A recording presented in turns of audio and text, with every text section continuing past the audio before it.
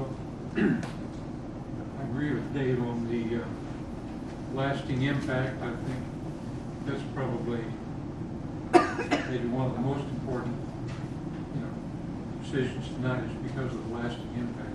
A couple of points I wanted to maybe address, and I had some questions that came to my mind past several days.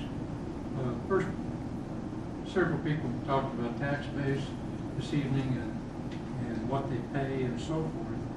And I have made this comment before, but over the years, right at 30 years, paid a ton of business tax. So Eileen, I can relate to what you're talking about. And small business does need a tax base to assist them. Unfortunately, good economic times or not, in 10 years when a lot of this comes to, I guess, blossom, many of those people will not be in business. In fact, many of the people will not even live in Gardner that do today. So that is being considered in my mind. Past contract, yes, they were negotiated in good faith. They were not unanimous. At the time, I don't exactly remember every one of these, but I'm sure that many, many times the vote was 3-2.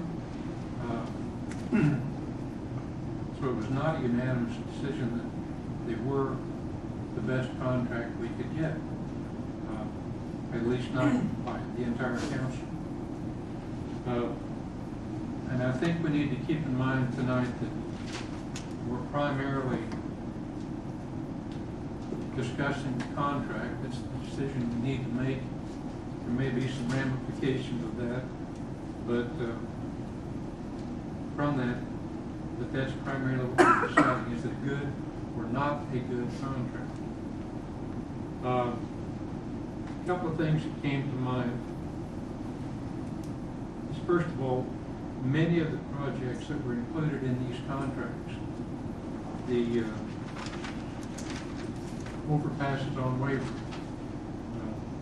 those are, I won't debate why they were needed. I think they're very expensive. There's a very expensive underpass on the far end of the project at 199. 183rd was not a big part of it. It was $1 million though. Could be almost minimum standards, because all we're expecting on that is light traffic, people possibly getting back and forth to the work site. So there's several of those things. That's part of it, is reducing the size or the amounts of the projects. And I think if with that, what we were buying and how that was going to be paid back and the exact cost benefits to the city of Gardner. So that's a little vague, and that's one reason we're here this evening.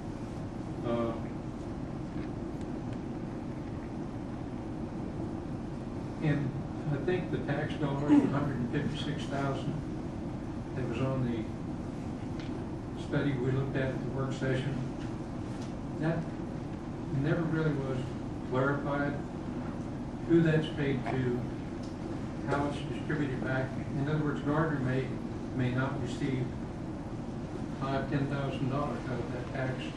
I have no idea. Is this the railroad? The railroad. The IMF line? Okay.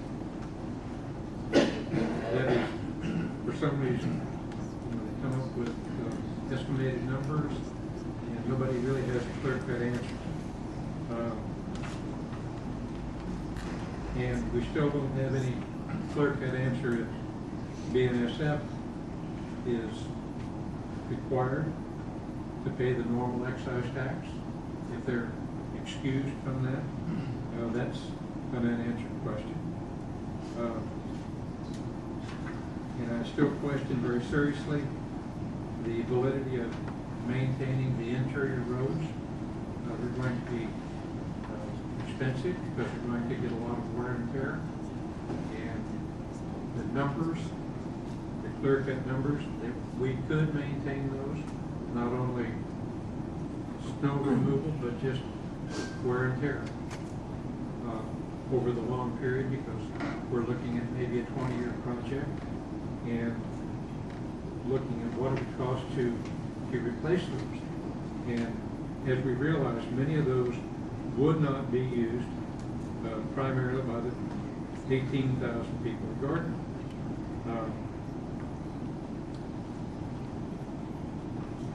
We still, that I can see, maybe I just haven't seen it, a clear-cut plan to keep trucks or truck traffic off the main street of Gardner.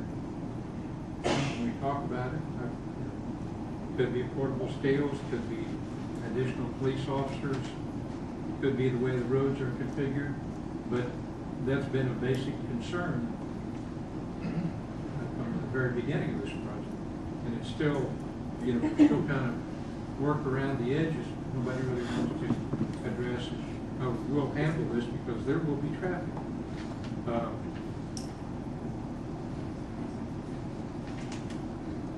We're going to have general staff, fixed expenses, fire, police, street, sewer. The formula to cover all of these, I think, needs to be nailed down. And some of these are internal problems. And if some of those projects that I mentioned earlier, we know that those were yesterday's figures, instead of being 7 million or 9 million.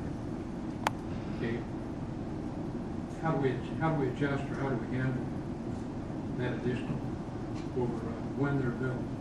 Because they may be built next year, maybe 5 years from now. Exactly who's going to bear that additional expense. We're on the hook to build certain things under this current contract. And if those costs could go up significantly, how would that be handled? That's kind of open-ended.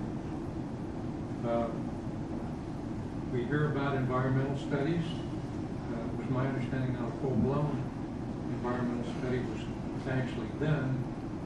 And if any of you are familiar with the area, this leads into our primary water supply at Hillsdale. And Gardner, along with many other Miami County communities, definitely need to have some safeguards built in. Hopefully that permit will address those, I'm not sure. We have also mentioned over the last couple of years other means of financing some of the infrastructure, such as toll roads, lift fees, rather than taking away tax dollars, basically taxing the people that utilize that infrastructure. And that more or less has fell on deaf ears, or at least nobody wanted to, really address it. The lighting, I think, is somewhat vague. Exactly how we're going to control the lighting. Container storage lots, where they can be. We haven't really discussed that as a council, or with anyone else. If they would be stacked 3, 4, 5 high, if they would be screened, where they could be located. Just, snuff. It's just something that, maybe we could answer.